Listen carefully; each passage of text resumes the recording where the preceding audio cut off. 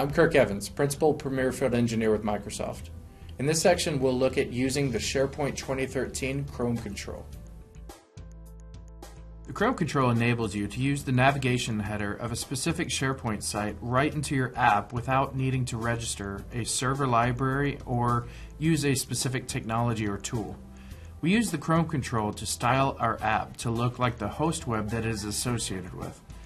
If we are building an app that will be broadly distributed, such as through the Office Marketplace, there's no way to know ahead of time what the styles will be for that particular customer site on their SharePoint site.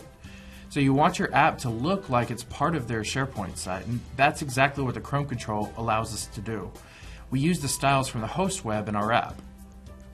The core of this technology is a JavaScript library that your app will use to communicate with an endpoint to retrieve the styles of the host web. It not only allows us to style the app, but also to add additional navigation nodes to the app pages. Something that's kind of different in the app development world than traditional SharePoint development is that some of the things we're used to, like a navigation infrastructure, really isn't present in the app. We'll need to provide that, and we can provide our own navigation, or we can do so by using the Chrome control. We use the Chrome control by adding a reference to the sp.ui.controls.js JavaScript file that is present in the Layouts folder in the SharePoint site. We reference that in the same manner that you would reference any other JavaScript library. You can either include a copy of the script, or you can reference the script from the Layouts folder. In this example, we pass in the host URL for the host web, and then the Chrome control uses that information to call back into the SharePoint site to get the style sheet. Within your app, we define a div that contains the Chrome control, and within the control, we set up a number of different options. This slide shows several options, such as the help page URL that gives a link to a page designated for help, an icon for your app, a title, and additional links used for settings in the app. So we use these settings to provide additional capabilities to the app within the div that contains the Chrome control. Let's take a look at an example of using the Chrome control. Chrome control is used to brand a SharePoint app similar to the hosting web. So we'll start by creating a new project, app for SharePoint 2013, and this will be called our Chrome app. Provide a friendly name, a URL for debugging, and the hosting type for this will be SharePoint hosted app. Visual Studio creates the project structure for us in the background. We'll start by adding the Chrome control to the list of scripts that we have inside our project. So we'll right click and say add an existing item. And the item that we'll add will be under C, Program Files, Common Files, Microsoft Shared, Web Server Extensions, 15, Template, Layouts. Underneath there will be a JavaScript file, so let's filter on JavaScript, and then we'll scroll down here to find sp.ui.controls.js is the guy that we're looking for. So we'll add that into our project, and now that becomes part of our project. We could either reference it here, or we could dynamically download it from the host web as well. Let's go into app.js. You can see that there's some script that's already been included here as an example. We're going to remove this script, and we're going to create our own implementation here. But we'll leave the jQuery document ready function as an example. So when the DOM is fully ready, then what we'll do is this jQuery function will be called to let us know that the DOM is now ready to be manipulated. So this will be the entry point for our code. We'll use the jQuery method getScript to download a script file, and that script file will be at scripts, and that will be our sp.ui.controls.js. And when that is fully downloaded, then we'll have a function that will be called render Chrome. So we'll need to provide that implementation. Our render Chrome method will provide the options for the Chrome control.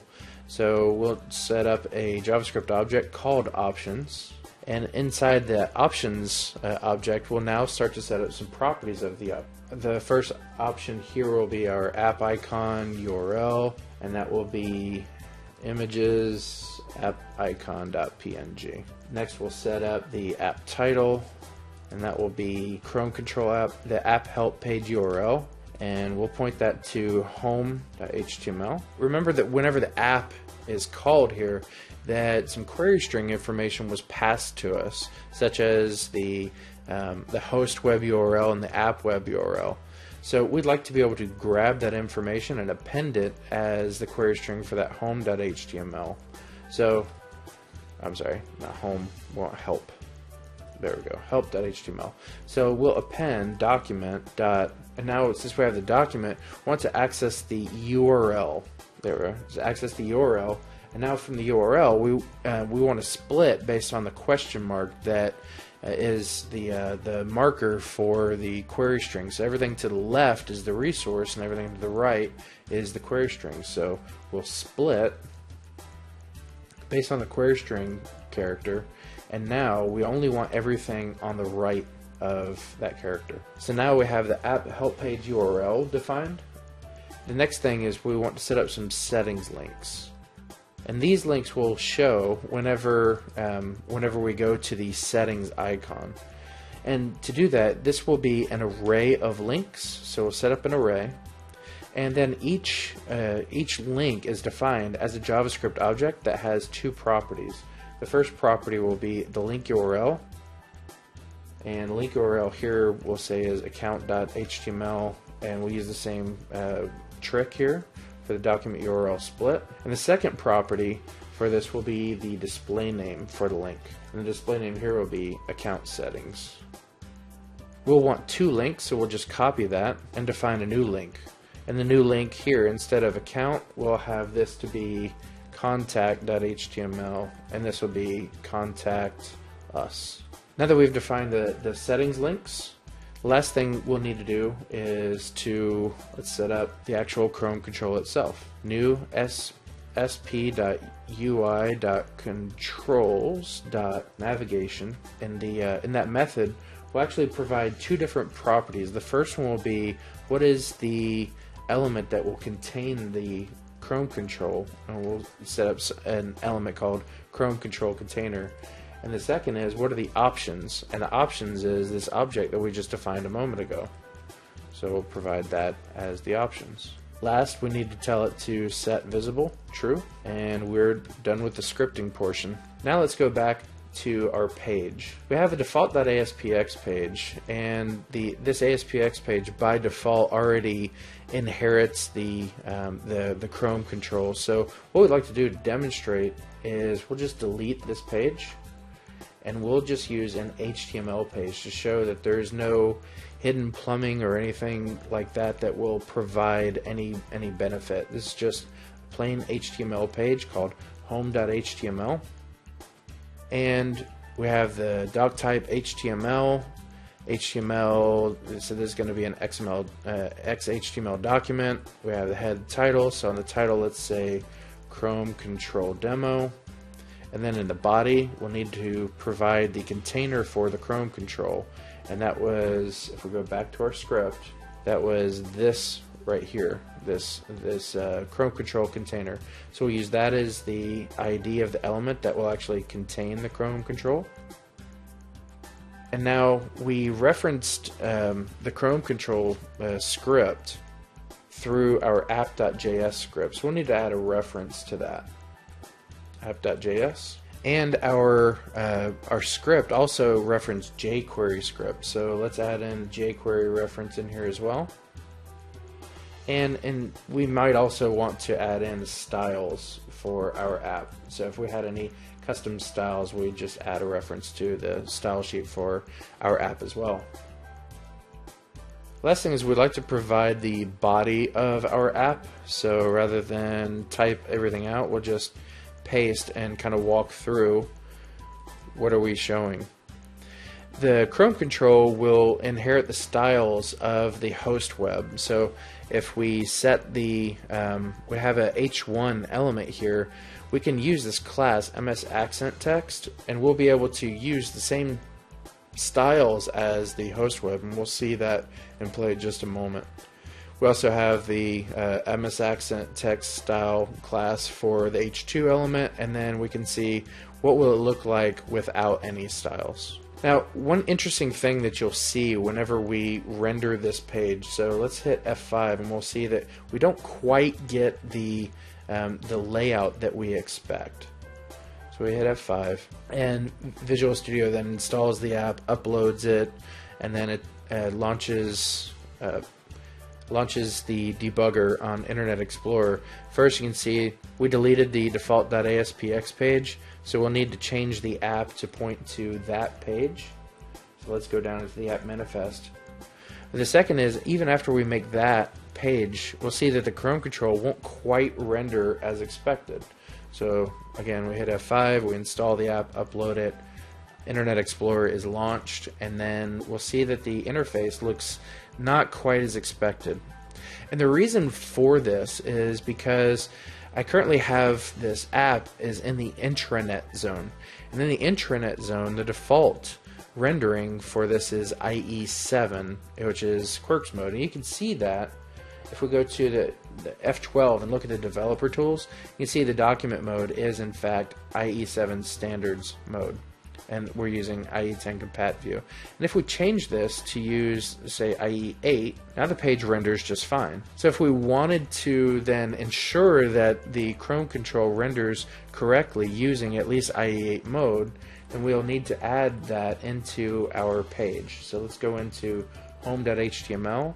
And the way that you do that is just by adding in here, go meta, and there's even a code completion snippet for meta IE8 tab, and that generates the XUA compatible HTTP equiv for content IE8.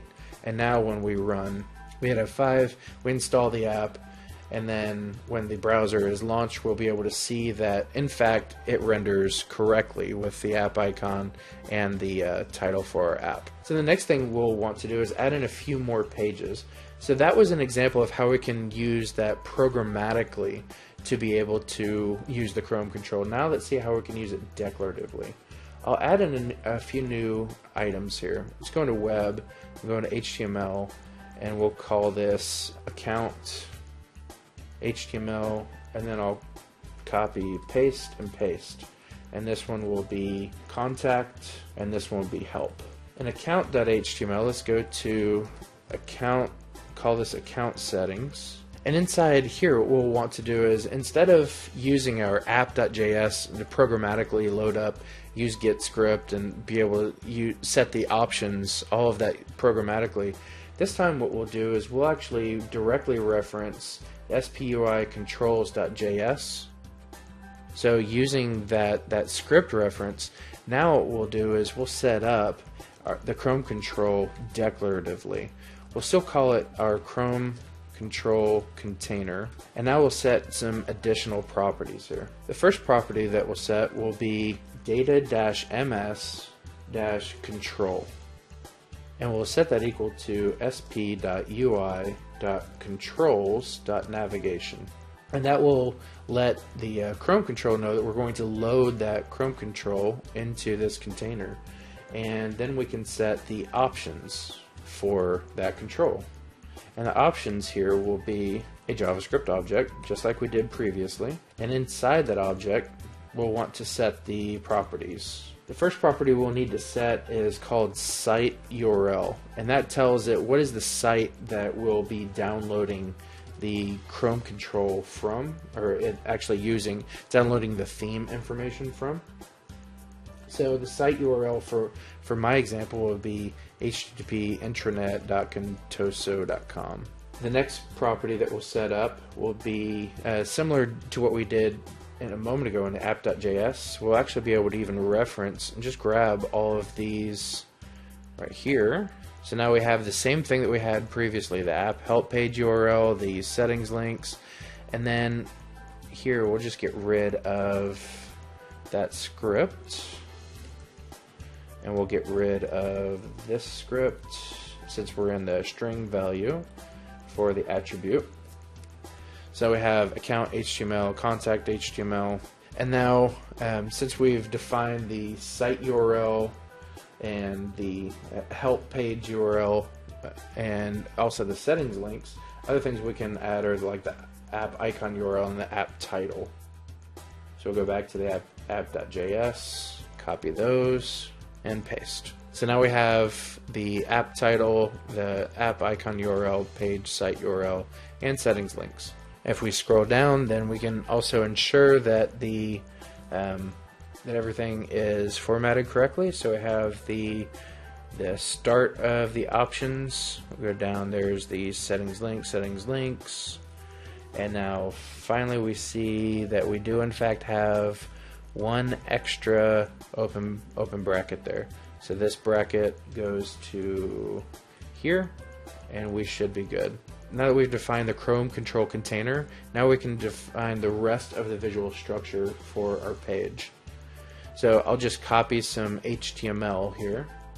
So we have some legacy HTML from a previous system that we were using that has cell spacing, cell padding, and Visual Studio lets us know that if we hover over that it's not a valid attribute for HTML5. So we can just grab those and delete those, and that provides the rest of the visual structure. So we hit save, and now the next thing we'll do is we'll hit F5, and Visual Studio will then install the app, launch Internet Explorer, attach the debugger, and now this time we should be able to go to account settings and see the Chrome control app. Again though, notice that we get the experience of having the icons misaligned, and again that's because we're back to IE7 standards mode. To influence that on each page, we're going to need to make sure inside the head that we set the Meta IE8 tab. Hit F5 one last time, and this time the app will will render correctly. So that was an example of using the Chrome control declaratively, and again if we go to account settings we'll be able to see now that everything aligns correctly. Let's go back to the site quickly, and let's go to site settings, and we'll change the look for the host web. And when we change the look for the host web, let's pick something that will completely change the rendering here. We're going to say try it out, and it's working on it. And then finally, yes, keep it. So now our host web, the style has been drastically changed. Let's go back to the site contents, scroll down, and we can see there's our Chrome app. Let's see how our Chrome app was affected. And we can see in fact that the Chrome app in our home.html page that we use programmatically with the Chrome control has in fact changed the look and feel based on the look and feel of the host web. And now let's check our declarative implementation under account settings. And sure enough, under account settings, we see that using the declarative approach has also changed as well. So that was an example of using the Chrome control both programmatically and declaratively. In this section, we looked at how to use the Chrome control to provide navigation and styling capabilities for our app. In the new app model, we won't have the navigation capabilities for SharePoint that you may be familiar with, so you'll need to build those navigation capabilities in. The Chrome control provides the ability for you to add navigation capabilities, styling, and to use a consistent header for your page that looks and feels like it's part of the SharePoint site.